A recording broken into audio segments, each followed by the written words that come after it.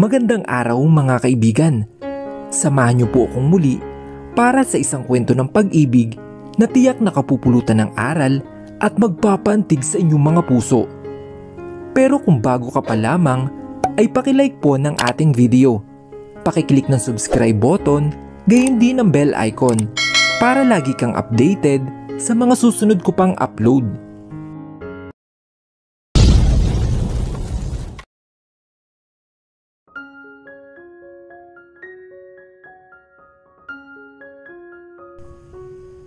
Lumipas ang maghapon na masaya ang dalawang bata kasama sila Jason. Masayang nagbanding ang mga ito hanggang sa nag-uwi na sila. "Bye twins, mag-iingat kayo ah," sabi ni Lucas at Noah. "Oo naman po, sila din po, ingat po sa inyo." Napatawa naman sila dahil sa sinabi ni Stephanie. "Stephanie, tama ng kalokohan. Mommy will get mad at you," sabi ni Ethan na kinapaut naman ni Stephanie at lumapit kay Jason. "Tito Jason, Kuya was okay Jay," sumbong nito sa binata. Napailing na lang si Drew at mukhang alam na niya na kapag nabuo silang pamilya ay palaging kay Jason ito magpapakampi. "Baby girl, your kuya is right. It's bad, okay?" Mas napapaut si Stephanie at dahil doon, pinisil lang ni Jason ang ilong nito. "Naku Stephanie, halika na, gabi na," sabi ng lola niya at bumaba na ito. Nagpaalam na sila dito. "Hatid ko na po kayo," sabi ni Jason sa kanila. "Boss, ako na lang.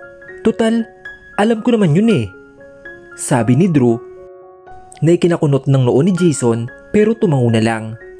Umupo siya para makapantay si Ethan na naiwan sa labas dahil nauna si Stephanie sa kotse. "Are you happy now, Ethan?" tanong ni Jason na ikinangiti nito at saka tumango. "Yes po, you're the best. Next time we see each other, pakita niyo po sa akin ang collection niyo ah," masayang sabi nito na ikinangiti naman ni Jason. Pareho silang mahilig sa laruan. "Sure, next time. Mag-iingat kayo ah. Alagaan mong kakambal mo." Tumango naman si Ethan at hinalikan siya sa pisngi at pumasok sa kotse. Napailing na lang si Drew. "Magkasundo din sila.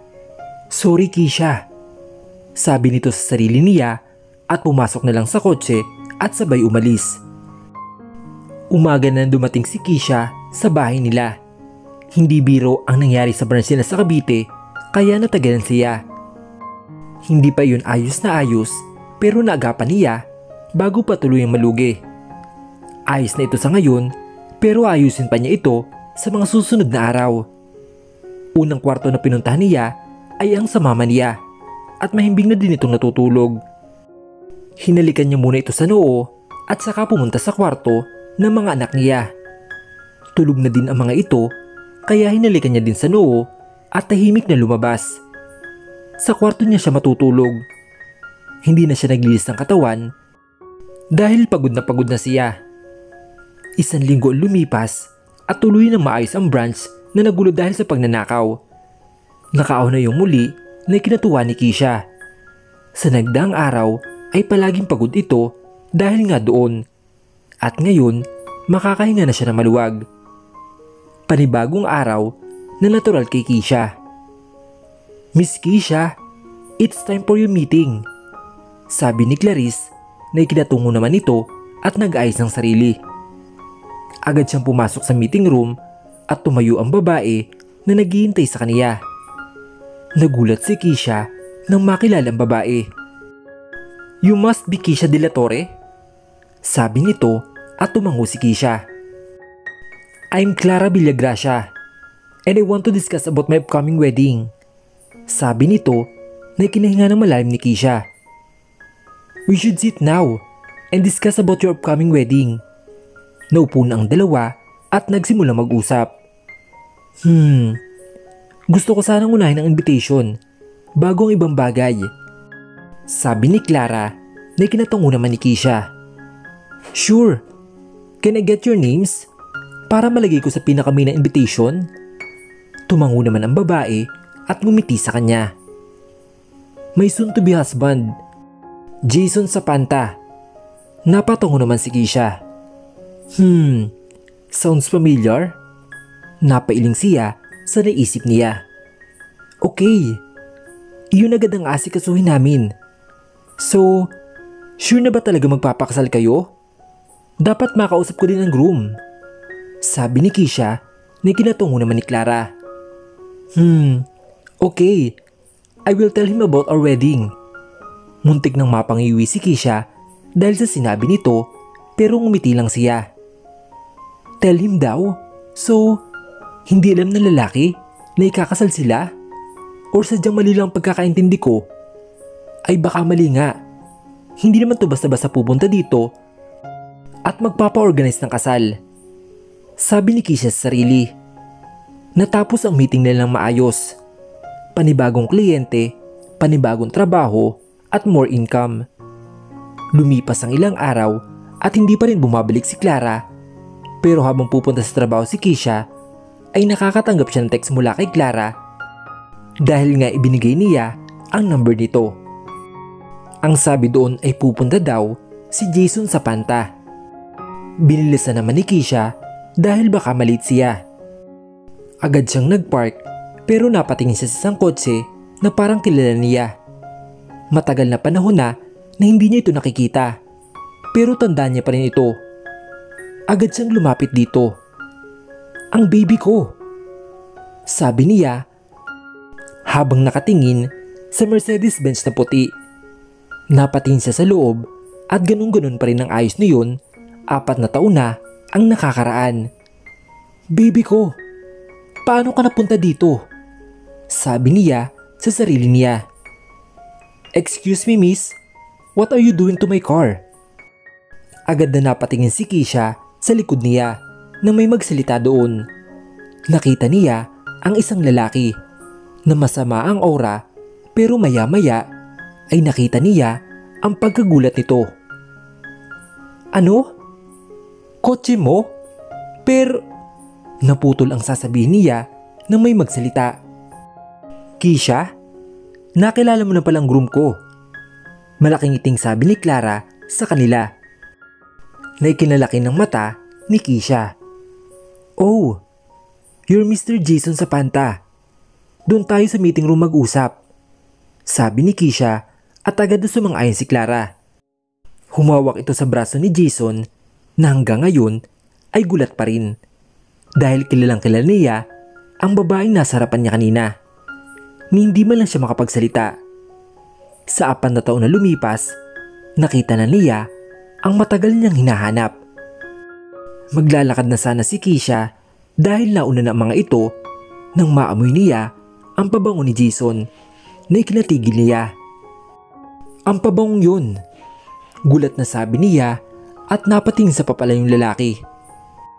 Doon ay nagsingkin sa kanya ang lahat-lahat. Muli siyang napalingon sa kotse niya. Yung susi ay naiwan ko sa bag at yung bag ay nasa bahay ng lalaki.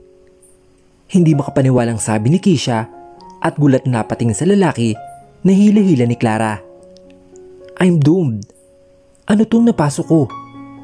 Sabi niya sa sarili at kinakabahan na sumunod sa mga ito. Nagpapawis na mga kamay niya at nanlalamig. Ang ama ng mga anak niya ay nakita na niya. Hinding-hindi niya makakalimutan ang pabango na iyon. Alam niyang hindi dapat siya bumasi sa amoy pero alam niya ang pakiramdam na yun. Ganun ang pakiramdam niya na makita niya ang lalaki noon. 4 na taon na ang nakakaraan. Huminga siya ng malalim bago pumasok sa loob. Bahala na si Batman, sabi niya at pumasok na ito. What the hell is this, Clara? You're planning a gunshot wedding? Kung hindi ko pa malalaman, ipapakalat mo to, itong mga imbitasyon na to? Nagulat si Keisha dahil sa narinig niya na sigaw ng lalaki. Hindi niya tuloy alam ang gagawin kung lalabas ba siya, lalo na at nasa likod siya ng lalaki. Naramdaman naman ni Jason ang presensya nito at napalingon sa kanya. Kailan pa niya ito plinano? Kalmadong sabi ng lalaki kay Keisha.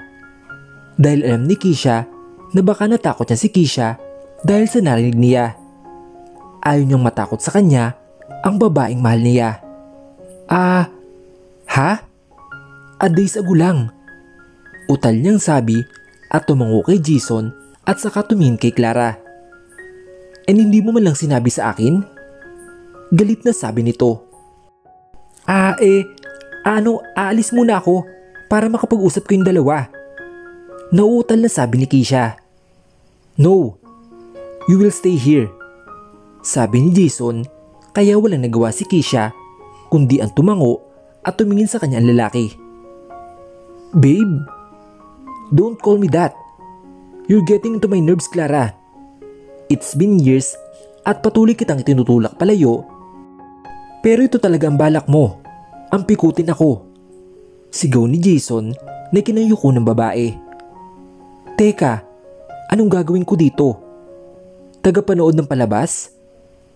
Ba't pa kasi ako pinaiwan? Heist, sabi ni Keisha sa sarili niya. Huwag mo akong artihan, Clara. Alam mo kung sinong mahal ko. Sabi ni Jason at tumingin kay Keisha na ikilalaki naman ang mata niya. Teka, ako ba ang tinutukoy niya? Naalala niya pa ba ako? 4 na taon ang nakakaraan. I want you to cancel lahat ng pinagawang kagaguhan ng babaeng ito. Huwag kang mag-alala dahil babayaran ko ang ginastos niyo sa mga invitation. Sabi ni Jason na kinabagsak ng balikat ni Keisha. Ang akala niya ay sa talagang tinutukoy ng lalaking iyon, yun pala ay may sasabihin lang sa kanya. Tumango naman siya dito. No, Jason, akin ka lang, akin ka. Sigaw na sabi ni Clara na ikinakunot ng noo ni Keisha. Hindi ako sa'yo, Clara, and never na magiging sa'yo. Madiin na sabi ng lalaki at hinila palabas si Keisha na ikinagulat naman ng dalaga. Huminto sila sa parking lot. Nang bumaba sila ng building ay nakatingin sa kanila ang lahat ng empleyado niya. Ngayon lang nila nakita na may ibang lalaking kasama ang boss nila. Get in, sabi ni Jason na ikinagulat ni Keisha. Ha? Sabi niya kaya napatingin sa kanya ang lalaki at nilapitan siya kaya napatras naman siya. Pero naging mabilis si Jason at hinawakan ang bewang niya. It's been fucking years. Ngayon na nakita na kita ay hindi na kita pakakawalan pa. Sabi ni Jason na ikinalunok niya. Amoy na amoy niya ang mabangong hininga nito. Agad niyang tinulak ang lalaki. Ano bang sinasabi niyo, Mr. Zapanta? Hindi nga kita kilala. Sabi ni Keisha at agad na tumakbo palayo. Hindi niya alam ang gagawin niya. Pero isa lang masisiguro niya. Mukhang magugulo ang buhay niya ngayon na dumating na ang ama ng mga anak niya. Matutuwa kaya ang kambal kapag nalaman nila na nakita ko ng daddy nila?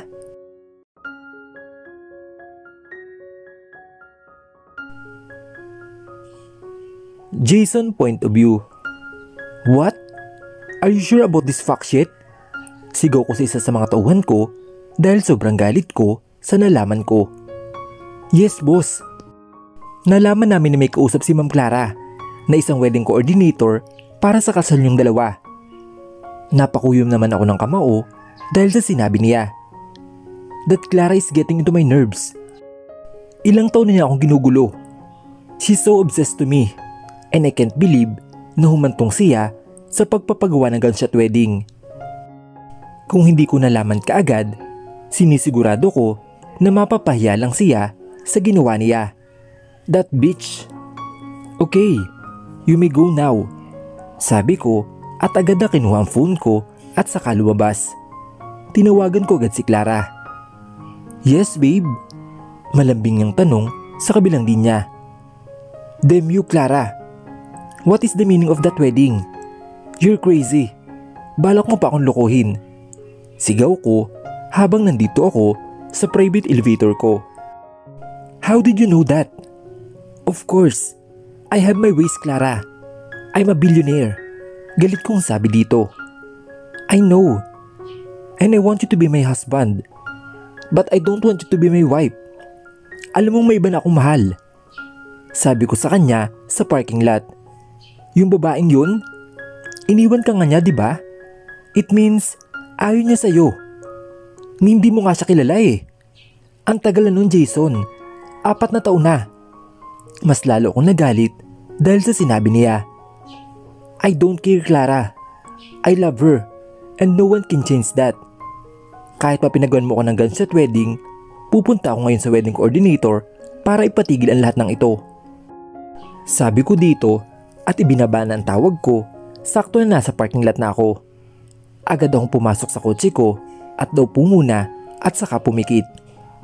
Hindi talaga sa akin ang sasakyan na to. Kahit ilang taon na lumipas, naaamoy ko pa rin ang pabango niya. Ako ang naglilinis nito para hindi mawala ang natural na amoy niya. Hindi ako nagpapapasok ng sino lang dito dahil baka kung anong gawin ng taong yun, baka mapatay ko pa. Palagi ko tong gamit dahil sa ganung paraan para parang kasama ko na rin siya. Matapos kong kumalma ay pinaandar ko na ang kotse at pumunta na sa company ng wedding coordinator. Sinabi na din sa akin ng tauhan ko kung saan iyon. Ano nga ulit yun? The Torres Company. Yun nga. Makalipas ang ilang minutong biyahe ay nakadating na ako sa isang mataas na building. Pumasok ako agad at dumiretso sa pinakataas na alam kong kalalagyan na may-ari niyon. Kailangan ko siyang makausap para matigil na ang kahibangan ni Clara. Where is the wedding coordinator? Tanong ko sa sekretary ata at napatingin sa akin. Sir, do you have any appointments? Tanong niya sa akin. I don't have. Then, I'm sorry sir, but you have to make an appointment first. Napakuyom naman ako ng kamao dahil sa sinabi niya. I don't care on that packing appointment. I just want to talk to someone that coordinating that damn wedding. Nagulat naman siya sa sigaw ko. Well, I don't care. Ngayon na galit na ako, ay wag niyo akong banggain. Sir, please, wag po kayong mag-iskandalo dito. Napahilot na lang ako ng sentido ko dahil sa sinabi niya. Look, I really need to talk to your boss. Sabi ko sa kanya. Sir, pasensya na po talaga. Full po ang schedule ni Miss Kisha ngayon. Bumalik na lang po kayo susunod na araw. Kisha? Sounds familiar. Is she the one that organized the wedding of Felice and Drew? I see. Lumaki ng negosyo niya. Okay, bigyan mo ko ng oras bukas na pwede ko siyang puntahan. Sabi ko na ikinatango niya agad at tumingin sa computer sandali. Okay sir, 9 AM tomorrow. Tumango ako sa kanya at saka umalis na. Wala palang silbi ang punta ko dito. Pagbaba ko sa parking lot ay napakunot ang noo ko nang may makita ko na sumisilip sa kotse ko. Sinusubukan niyang galawin ang kotse ko. Humanda siya sa akin. Excuse me, what are you doing to my car? Agad siyang napalingon sa akin dahil sa kanyang gulat. Pero nang lumingon siya ay ako ang mas nagulat. Biglang bumilis ang tibok ng puso ko nang makita ko siya. Nanlalamig ang kamay ko. Hindi ko alam ang gagawin ko. She's the girl. Siya yung babaeng mahal ko. Nasa harap ko na siya. Naputol ang sasabihin niya nang dumating si Clara.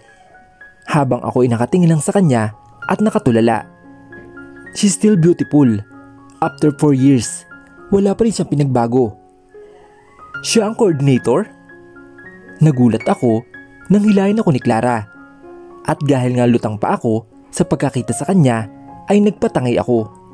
Pero doon lang ako natauhan nang nasa loob na kami ng isang kwarto at siniguan ko si Clara. Galit na galit ako sobra. Pero natatabunan niyo ng saya dahil nakita ko na siya. Mas kailangan ko munang matigil ang kabaliwan ni Clara. Makaraan ng ilang minuto ay hinila ko na siya palabas. Pinapapasok ko siya sa kotse pero parang hindi siya makapaniwala. Naalala niya ako. Nilapitan ko siya. Umatras naman siya pero naging maagap ako at hinapit ko ang bewang niya. Gusto kong pumikit at isubsob ang mukha ko sa liig niya at yakapin siya. I really miss her. Pero napatingin ako sa likod niya na papalayo sa akin. Iniiwasan niya ba ako? Kung totoo nga, wala akong pake at hahabulin ko siya. Ang tagal kong hinintay ng pagkakataong ito para makita siya. Pumasok ako sa kotse para pumunta sandali sa office dahil kailangan ko munang ayusin ang ilang bagay doon tsaka ako babalik. Hindi ko siya titigilan. Lumipas ang 3 oras at natapos din ako. Ang pambuong araw ko sa trabaho ay natapos ko ng 3 oras. Ganun ba ako kadesperado para makasama siya? I know she remembered me, pero ayaw niyang ipahalata. Kung hindi man niya ako naalala, ako magpapaalala sa kanya.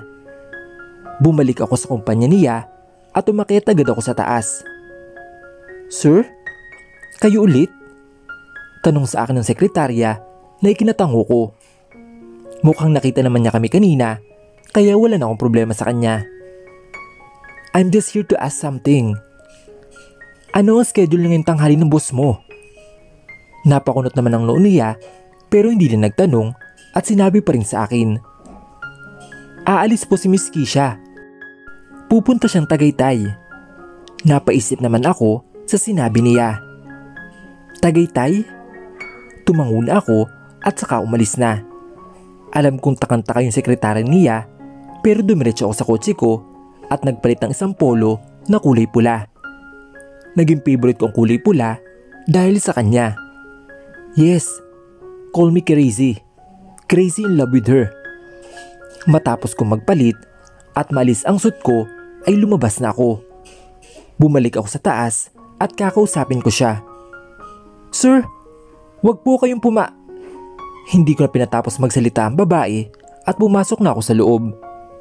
Halos manlaki ang mata ko na makita kong kakasuot niya lang ng isang red dress.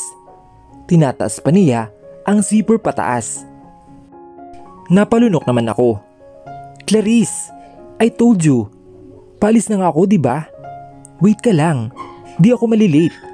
Sabi pa niya na hindi tumitingin sa akin. Nakatalikod kasi siya at tahimik lang ako dito. Sir, bawal ka po dito. Wala kang appointment. Napatingin agad sa gawin namin si Kisha. Wait, napatingin ako sa table niya at nakita ko ang pangalan niya doon. Kisha de la Torre. Kisha? Kanina pa kayo dyan? Gulat na tanong niya at kakatapos na lang din magbihis. Kakapasok lang namin, Miss Kisha. Ayaw kasi magpapigil ni sir. Sabi nung babae, pero ako ay nakatingin lang sa kanya. Napatingin naman siya sa akin at nagtagpo ang mata namin. Nakita ko na namulan naman siya at umiwas ng tingin. Napangiti ako dahil doon. Hayaan mo na, Clarice. Sige, iwan mo muna kami sandali at kakausapin ko siya. Don't worry, di ako malilate. Maaga pa. Walang nagawa ang sekretarya niya at umalis na. Mr. Zapanta, do you need something else? Tanong niya sa akin, pero ako ay nakatingin lang sa kanya. Yung tipong pinapaalam ko ang gusto kong sabihin. Alam kong alam niya ang ibig kong sabihin at nakikita ko ang pagkabilisan niya. I knew it. She remembered me. Baka dahil na din sa kotse niya, bakit hindi niya man lang ako sinisigawan, lalo na at asa akin ang kotse niya. Isa lang ang ibig sabihin noon. Alam niyang ako yun. Don't worry. Pinaayos ko na agad ang mga invitation. At wala na kayong poproblemahin pa. Sabi pa nito sa akin. Pero naglakad ako palapit sa kanya. At nakita ko siyang napatras. Alam mo kung anong gusto ko sa'yo? Sabi ko habang nakatingin lang sa mata niya. Ha? Hindi kita maintindihan. Sabi niya kaya halos umikot ang mga mata ko dahil sa sinabi niyang iyon. Is she planning something? Did you remember me at the bar? Tanong ko na kinawala ng kulay niya. Pero agad siyang lumayo sa akin. Please, Mr. Zapanta, umalis ka na. Wala na tayong business sa pag-uusapan. At isa pa, nakikita mo bang busy ako? Sabi niya na ikinilingon ko sa kanya na hindi makapaniwala. Seriously? Iniiwasan niya talaga ako? Pero bakit? Bakit ang sakit na malaman na iniiwasan niya talaga ako? Agad akong lumabas doon nang hindi siya sinasagot. Naiinis ako. Naiinis ako kasi nasasaktan ako sa mga sinasabi niya. I hate being in love. But because of her, nagbago ang pananaw kong iyon. Pagdating ko sa parking lot, ay tumigil ako sa harapan ng kotse niya, yung gamit niya ngayon. Nakita ko kanina na doon galing yung sekretarya niya na mukhang kinuha doon ang dress na suot niya ngayon. She love red, I guess. At least may isa na akong alam tungkol sa gusto niya. Tumingin ako sa paligid para masiguro na walang tao. Ang akala niya ba, patatakasin ko siya? Wala na akong trabaho ngayon. At gusto ko lang gawin ay ipaalala sa kanya kung sino ako. Kinuha ko ang katana na nasa bulsa ko at binutas ang gulong niya. Kung saan ko nakuha ang katana ay sa akin na lang yun. Napangiti ako na makita kong butas na ang gulong niya. Agad akong pumasok sa kotse ko at inintay ang paglabas niya.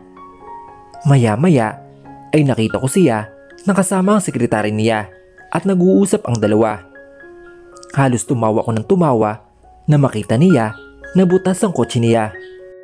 Keisha, ayaw mong umamin na kilala mo ako. Gagawin ko ang lahat para umamin ka lang. Nakita ko na parang stress na siya. Mukhang importante talaga ang pupuntahan niya sa Tagaytay. Well, that is the plan. Binutos kong gulong niya at lalabas ako mamaya para sa akin siya sumakay at ako magmamaneho sa kanya. Maya-maya ay umalis na sekretarya niya at kinalikot niya ang cellphone niya. Agad na ako lumabas bago pa siya makatawag ng ibang masasakyan. Do you need a ride? Ihatid na kita. Nanlaki ang mga mata niya nang mapatingin sa akin at naibaba ang cellphone niya.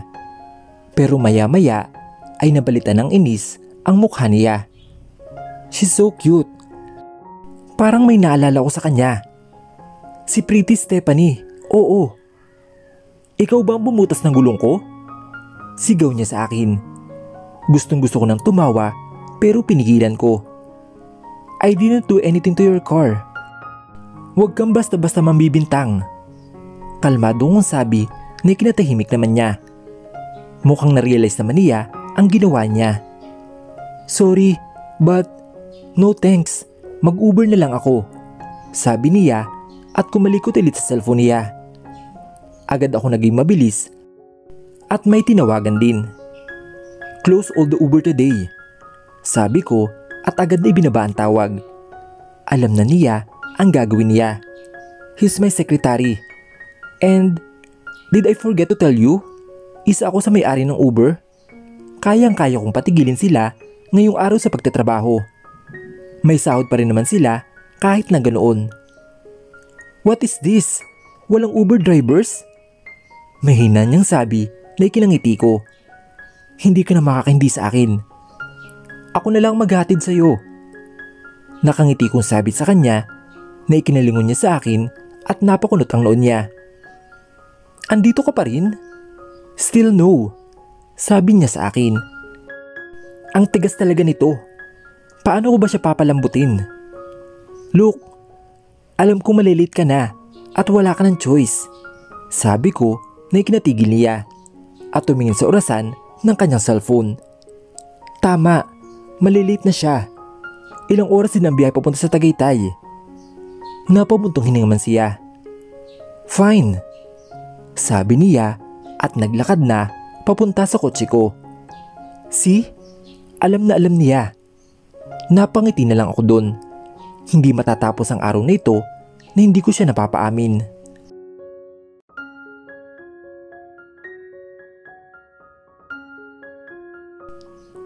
What are you cooking again? Tanong ni Jelly sa cellphone at kausap niya si Alyssa na nasa bahay nito. Kare-kare. Masarap kaya ako magluto. Pagmamalaki pang sabi nito at ikinatawa ni Jelay. Sus, if I know, simula na magbuntis tayo, saka ka lang nahilig sa kaluluto. Napatawa naman si Alyssa sa sinabi niya. Anong magagawa ko? Ito ang gusto ko, sarili kong luto. At alam mo nga, di ko nga inaakala na sarili kong luto ang paglilihan ko. Mukhang magaling magluto maging anak mo sagot ni Jelay. Well, that's good, sabi pa ni Alyssa. Wait lang Alyssa, hold ka muna ng tawag, CCR lang ako, sabi ni Jelay at nawala sandali sa tawag kaya nagluto lang ulit si Alyssa. Ibinaba niya muna ang cellphone. Wala kasi magawa si Jelay sa bahay nila kaya tinawagan niya si Alyssa. Tinatamad siyang pumunta sa kanila kaya tumawag na lang. Ilang minuto ang lumipas at nagluluto pa rin si Alyssa at nakalimutan ang tawag sa telepono niya. Saktong pasok naman ni Drew sa pagbalik ng tawag ni Jelay. Honey, what should we do? Anytime soon, baka magkita na si Keisha at Jason. Napalingon si Alyssa sa asawa. Habang si Jelay naman ay napatahimik dahil sa narinig niya. Nagka-interes siya sa usapan ng dalawa. Anong kinakatakot mo? Mas ayos nga kasi mabubuo na silang pamilya. Halos mapasingap si Jelay dahil sa narinig niya. Kilala niya si Jason matagal na tapos ang dami si Keisha. Si Keisha at Jason? Gulat na tanong ni Jelay sa isip niya. At doon lang bumalik sa kanya na magkamukha ang dalawa. Si Jason at Ethan. Hindi din kasi sila madalas magkita kaya hindi niya napansin yun. Ngayong nabanggit ang dalawa ay halos magulantang siya. Malalagot ako kay Jason, honey. Matagal niyang hinahanap si Keisha tapos tinago natin. Parang hindi kakayanin ni Jelay ang mga nalalaman niya. Hey babe, what are you doing? Napatingin siya sa asawa niya na agad na loudspeaker ang cellphone at pinalapit ito sa kanya. Babe, makinig ka, sabi ni Jelay at naupo ito sa tabi niya. Hinihimas ang tiyan nito na malaki na. Pero napatigil siya nang marinig ang usapan ni Alyssa at Drew. Wala tayong magagawa, honey. Narinig mo naman yung sinabi ni Keisha noon. Nirespeto ang desisyon niya. Kaya hindi natin sinabi kay Jason na si Keisha ang hinahanap niya. Napatingin si Justin sa asawa niya. Si Jason? Si Jason ang daddy ng kambal? Sabi ni Jelay na mas ikinagulat ni Justin. Kailangan natin silang makausap. Halika, puntahan natin sila. Seryosong sabi ni Justin kaya agad tumango ang asawa. Mahalaga sa kanila si Keisha at matagal na itong kaibigan. Si Keisha din ang dahilan kung bakit sila nagkatuluyan. Katulong ni Justin si Keisha noon sa panliligaw sa dalaga. At kung magkakaaway sila ay si Keisha ang nasasandalan nilang dalawa. Si Keisha ang gumagawa ng paraan para magkabati na sila pagkatapos niyang marinig ang side nila pareho. Agad silang sumakay sa kotse at pumunta sa bahay ni Alyssa at Drew. Kumatok sila sa pinto at nagulat si Drew nang mag-asawang nasa labas. Kumakain na kasi sila. Uy Justin, Jelay, anong ginagawa niyo dito? Sabi ni Drew pero seryoso lang ang dalawa. Mag-uusap tayo, sabi ni Jelay at walang nagawa si Drew kundi ang tumango at pumasok sila sa loob. Jelay, akala ko ba tinatamad ka? Masayang sabi ni Alyssa at niyakap ito at bumalik sa asawa. Magkatapat na ang apat ngayon. Totoo bang si Jason ang ama ng anak ni Keisha? Seryosong sabi ni Justin na ikinatigil ang dalawa dahil sa sobrang gulat. Hindi nila inaasahan ang tanong na yun. Teka, ano bang sinasabi nyo? Huwag nyo nang itago. Nakalimutan mo Alyssa, na hinold ko lang usapan natin at narinig ko ang lahat ng usapan nyo kanina. Sabi ni Jelay na ikinarealize ni Alyssa at napatingin kay Drew. So ano, si Jason nga? Tanong pa ni Jelay at napabuntong hininga naman ang mag-asawa.